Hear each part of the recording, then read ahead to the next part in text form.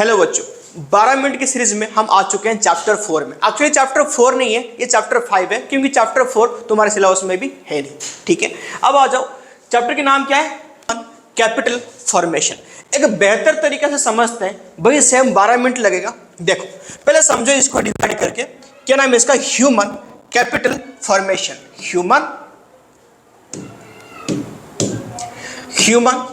Human capital और last में human capital formation. देखो अगर तुम टॉपिक का नाम या चैप्टर का नाम समझ में आ गया तो पूरा चैप्टर मान लो 50% कंप्लीट होगी। देखो ह्यूमन का मतलब क्या है? एक नॉर्मल इंसान हम खड़ा है। देखो इसमें मान लो कुछ भी नहीं है, हम ना इसके अंदर कोई नॉलेज है, ना स्किल है, ना ये इसके अंदर कोई डिग्री है, कुछ भी ऑप्ट नहीं करा इसमें, तो इसको क्या बोलेंगे हम? Human, normal human capital. अगर एक ह्यूमन के अंदर हमने स्किल डाल दी, नॉलेज डाल दी, एक्सपर्टाइज डाल दी, एफिशिएंसी डाल दी, यानी उसको लायक बना दिया। तुमने सुना होगा लायक नालायक इंसान कितना नालायक है, यानी हमने लायक बना दिया, यानी देश की जीडीपी कंट्रीब्यूशन में वो भी हेल्प करने वाला, यानी काम का लायक बन गया, तो उसको हम क्या बोलेंगे? Human capital. ऐसे बहुत सारे ह्यूमन कैपिटल बनाने में, यानी यहाँ पे दिख रहा होगा तुम लोग को, कोई पायलट है, कोई डॉक्टर है, कोई इंजीनियर है, कोई कैसा है, यानी इतने सारे हमको बनाने को, तो हम इसको क्या बोल देंगे? Human capital formation. ठीक है, ह्यूमन नॉर्मल इंसान, अगर इसके अंदर एजुकेशन स्किल हम सब कुछ डाल देंगे तो क्या बन गया? Human capital. अब लास्ट में क्या बन गया? ह्यूमन। ऐसे बहुत सारे हम ग्रुप बनाने को क्या बोलते हैं? Human capital formation. ये था ह्यूमन कैपिटल फॉर्मेशन का एक्चुअल मीनिंग। अब आ जाओ नीचे, source of human capital formation. बनाएंगे कैसे? हमने बात तो कर लिया, बनाएंगे कैसे, क्या सोर्सेस है इसके पीछे। Source of human capital formation, यहां पे देखना कि जो टॉपिक पढ़ा रहा हूं वो एग्जाम के लिए बहुत ज्यादा इंपॉर्टेंट है, वही आने वाले हैं एग्जाम में, इसको याद करके पढ़ते रहना। ठीक है, सोर्स ऑफ HCF यानी ह्यूमन कैपिटल। तो पहले क्या आ जाएगा, कैसे आएगा ह्यूमन कैपिटल? पहला पॉइंट क्या है? Expenditure on education. अगर हम एजुकेशन के ऊपर खर्चेंगे पैसा तो इंसान को क्या मिलेगा? ये पहला सोर्स है ह्यूमन कैपिटल फॉर्मेशन की, यानी क्या मिलेगा उसको? Rise in earning capacity. सबसे पहले नॉलेज मिलेगी, डिग्रीज मिलेगी, क्वालिफिकेशन हो बढ़ेगा उसका, तो उसमें क्या हो जाएगा? राइज इन अर्निंग कैपेसिटी, तो इंसान की अर्निंग कैपेसिटी बढ़ जाएगी। बेटर सोशल स्टैंडिंग, 4 लोग उसको पूछेंगे क्योंकि उसके पास नॉलेज है, स्किल है। उसके बाद facilitate innovation and adoption of new technology, यानी वो नया इसकी जो सोच है, सोच में, थिंकिंग में डेवलपमेंट होगा, वो नया इनोवेट कर पाएगा, नया टेक्नोलॉजी को एडॉप्ट कर पाएगा। ठीक है, उसके बाद आ जाओ सेकंड मोस्ट इंपॉर्टेंट।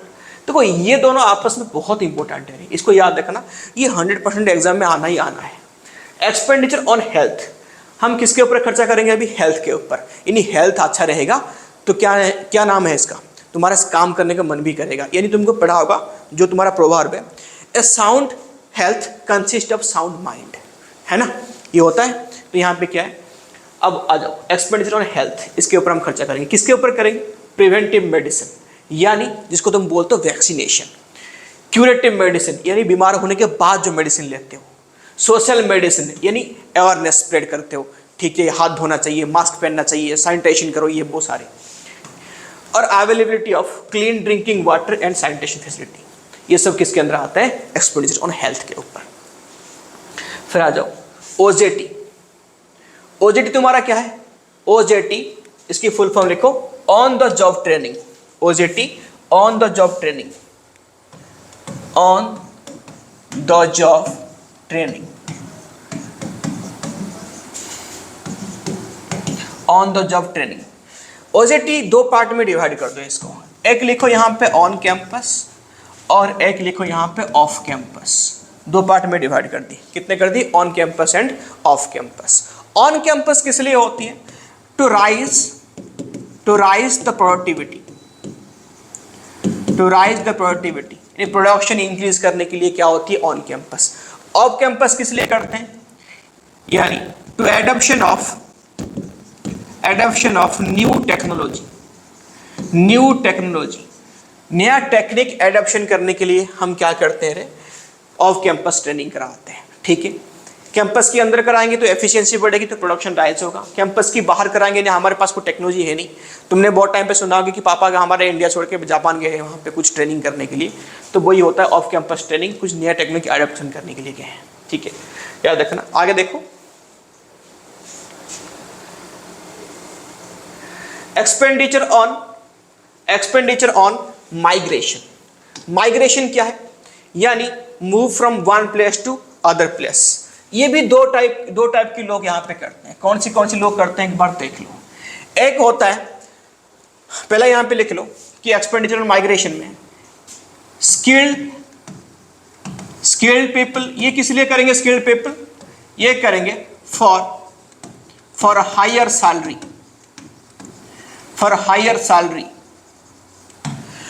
ठीक है।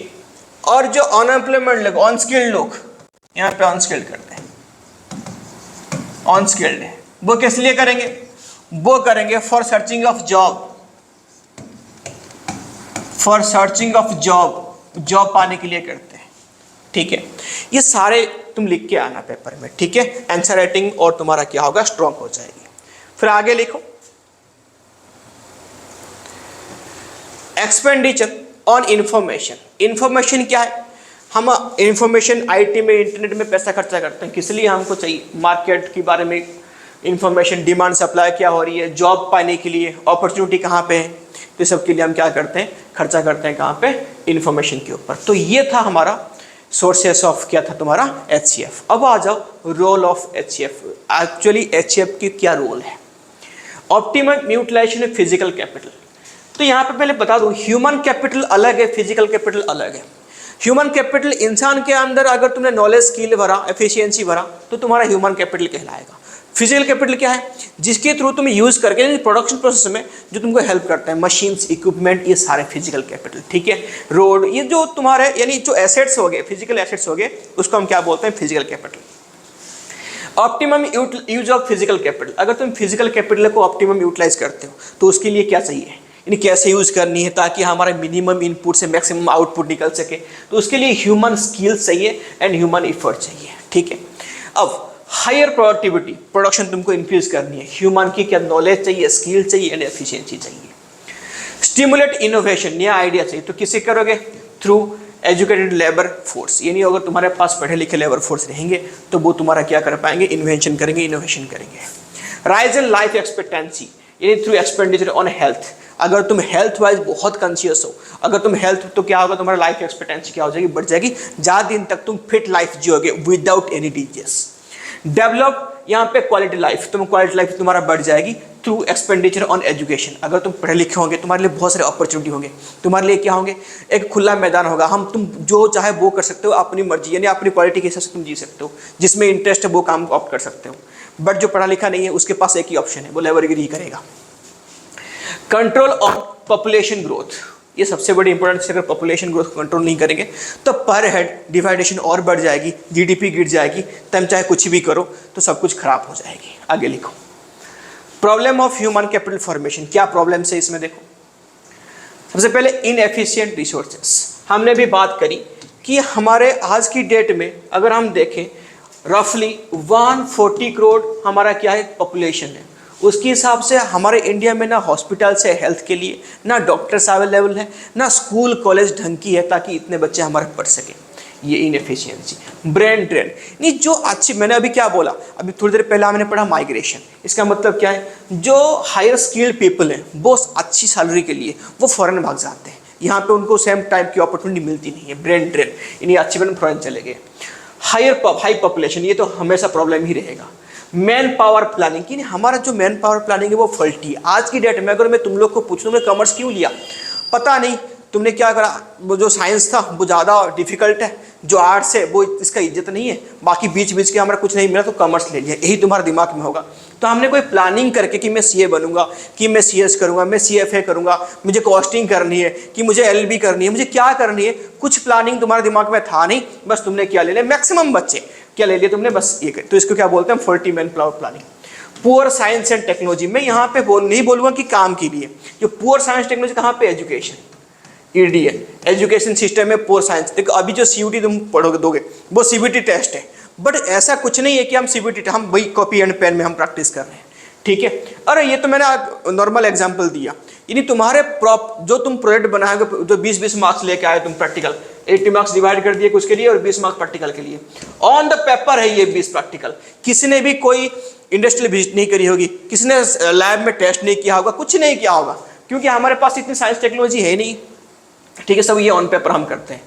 एजुकेशन के लिए basically, poor science and technology. ठीक है, अब आगे देखो।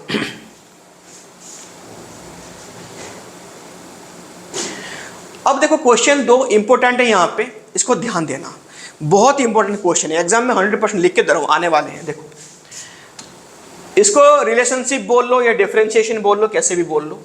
Relationship between human capital and human development, क्या रिलेशनशिप है, बढ़िया सा डेफिनेशन डिफरेंस रखा है मैंने। ये HC फॉर ह्यूमन कैपिटल, ये है ह्यूमन डेवलपमेंट। देखो meaning, it consider education, EDN for education, education and health to raise production only.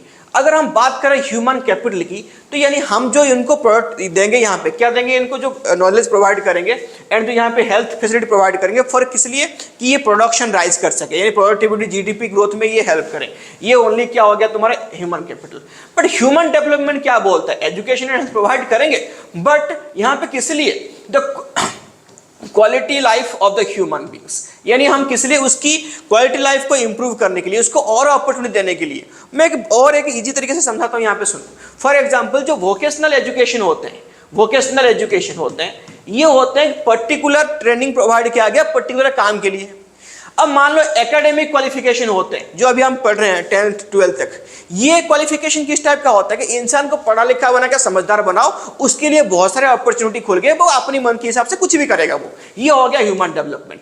और ये क्या हो गया, ये हम एक पर्टिकुलर ट्रेनिंग प्रोवाइड कर दिए, तो यही ट्रेनिंग तेरे को है, बड़ा होकर तुझे यही काम करनी है, बस प्रोडक्शन में हेल्प करने के लिए हम कुछ इसको एजुकेशन प्रोवाइड कर दिए। ये क्या हो गया तुम्हारा ह्यूमन कैपिटल, ये डिफरेंस है। ठीक है, अब इस जाहिर सी बात है, इसकी कॉन्सेप्ट क्या है, नैरो है, क्योंकि पर्टिकुलर काम के लिए प्रोवाइड करा जाएगा।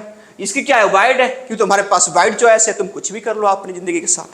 ठीक है, ये वाली बात है। अब आगे आ जाओ इसमें। नेक्स्ट क्वेश्चन बहुत इंपॉर्टेंट क्वेश्चन है, ये पूछता है हमेशा एग्जाम में, ये देख लो। Why government intervene in HCF, human capital के अंदर क्यों इंटरफेयर करता है। What are the government authorities regulate the Indian education and health system?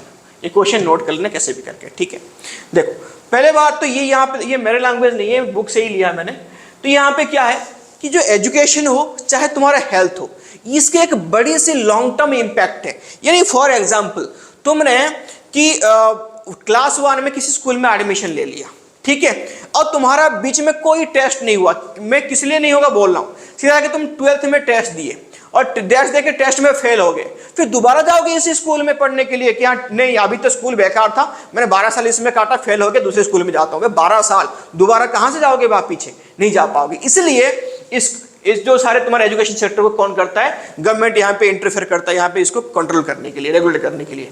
अब सेम अगर हेल्थ, हॉस्पिटल में इंसान जाता क्यों है, कि जाता है कि भाई मैं यहाँ पे जाके अपनी बीमारी ठीक करके आऊँ, कोई तो मरने के लिए वहां पर नहीं जाता ना। अगर मान लो तुम्हारा किसी की वजह से लाइफ वहां पे कुछ खराब हो गया तो कौन जिम्मेदारी लेगा इसका। तो ये सारे ये बहुत ही इंपॉर्टेंट फैक्टर है, इसलिए यहाँ पे गवर्नमेंट क्या करेगा, बिल्कुल यही दोनों लाइन लिख के आना कि अब यहाँ पे और दूसरे दिन क्या है, मेन प्रोवाइडर्स एक्वायर्स मोनोपोली। यानी अगर देखो फॉर एग्जाम्पल तुम बहुत बड़े बड़े स्कूल हैं, उसकी महीने की फी लाखों से ऊपर है ना, बट अगर मान लो बहुत ऐसे भी स्कूल हैं जो तुम्हारा अफोर्डेबिलिटी के अंदर भी आते हैं। ऐसा है क्यों, क्योंकि यहाँ पे गवर्नमेंट इंटरफेयर करता है, गवर्नमेंट स्कूल सभी भी हैं, ठीक है। और मान लो गवर्नमेंट बिल्कुल इंटरफेयर नहीं करता तो तुम पढ़ते रहो, कहाँ पढ़ना, बोलेंगे महीने में 1 लाख रुपए दो, तुम पढ़ो, नहीं तो मत पढ़ना, मोनोपोली। मेडिकल जाओगे प्राइवेट सीट में लेके, तो अभी कोरोना के टाइम पे तुम देख लिया होगा, सीट लाखों में बिके हैं प्राइवेट हॉस्पिटल में। अगर गवर्नमेंट यहाँ पे इंटरफेयर नहीं करता, गवर्नमेंट हॉस्पिटल नहीं होते, तो फिर तो गरीब तो ऐसे ही मर जाते हैं। तो इसलिए मैं प्रोवाइडर्स एक्वायर मोनोपोली, उनका मोनोपोली, इन दोनों रीजन की वजह से गवर्नमेंट यहाँ पे इंटरवीन करेगा। अब देखो कौन सी अथॉरिटी है जो कि रेगुलेट करते हैं, NCERT, पता है सबको, बचपन से ही कर रहे हो तुम। कब आया ये आया 1961 में। कब आया ये 1961 में। ये एक ऑटोनोमस बॉडी है, UGC। देखो ये किसके लिए करती है काम, ये किसको रेगुलेट करती है, प्राइमरी एंड सेकेंडरी एजुकेशन, यानी अप टू 12th तक। मैं यहाँ पे लिख दूं अप टू 12th तक primary and secondary education. UGC ये 12th से आगे जिसको बोलते हो, तुम जाते हो कॉलेज जाओगे, अभी फर्स्ट ईयर से पढ़ोगे, जितने graduate level and post graduate level को, इसको कौन कंट्रोल करता है, UGC। ये एक स्टैट्यूटरी बॉडी है। अब AICTE ये जितना टेक्निकल एजुकेशन है, इसके सबकी फुल फॉर्म तुम लोग मुझे कमेंट में करके देना। यहाँ पे जो क्या नाम है इसका, जो AICTE जितने से टेक्निकल ऑल इंडिया लेवल के जितने टेक्निकल एजुकेशन है, ये सबको ये क्या करते हैं, फॉलो करती है, ठीक है। ये भी स्टैट्यूटरी बॉडी है। ICMR ये किसको, ये क्या है, ये तुम्हारे हेल्थ के लिए, यानी ये मेडिकल फैसिलिटी ये इसको कंट्रोल करती है। तो हेल्थ के लिए ICMR हो गया, they all are for education, ये सब किसके लिए, एजुकेशन के लिए, बाकी ये हो गया हेल्थ के लिए। ठीक है, मैंने टॉपिक भी बता दी, मैं जो पढ़ रहा हूँ सारे मैं बोल रहा हूँ 100% इंपॉर्टेंट है, एग्जाम में लिख के ले लो, आने वाली है। ठीक है, इसलिए इतना शॉर्ट में पढ़ा रहा हूँ मैं, ताकि तुम्हारा टाइम ज़्यादा वेस्ट ना हो। और हाँ, सारे अगर तुमको वीडियो नहीं मिल रही तो एक काम करना, तुम वहाँ पे चैनल पे जाना और वहाँ पे प्लेलिस्ट होगी, प्लेलिस्ट सबसे टॉप में वन शॉट वीडियो होंगे, वहाँ पे तुमको सारे अकाउंट और इको सबकी वन शॉट मिल जाएंगी। ठीक है, अब मैं एक चीज़ और बता दूँ, यहाँ पे ऑटोनोमस और स्टैट्यूटरी में क्या डिफरेंस है। जो स्टैट्यूटरी ये सारे बॉडी है, यानी इसका मतलब क्या है, गवर्नमेंट ने कोई लॉ यहाँ पे उनके लिए कोई एक्ट पार्लियामेंट में पास करके उनको एस्टेब्लिशमेंट कराया होगा। ठीक है, they are establish through government law and act. But ये जो ऑटोनोमस बॉडी है, इसके लिए कोई लॉ और एक्ट पास नहीं हुआ होगा, गवर्नमेंट ने इसको बनाया बट कोई स्पेसिफिक पर्पस के लिए बनाया है बस। ठीक है, ये कोई गवर्नमेंट ने बनाया विदाउट एनी लॉ और गवर्नमेंट ने बनाया with law. Without law autonomous, with law क्या हो गया, स्टैट्यूटरी। याद रहेगा। चलो बाय। अगर तुमको यहाँ पे समझ में सब कुछ आ गया होगा तो पक्का शेयर करना और लाइक भी कर देना साथ में। ठीक है रे।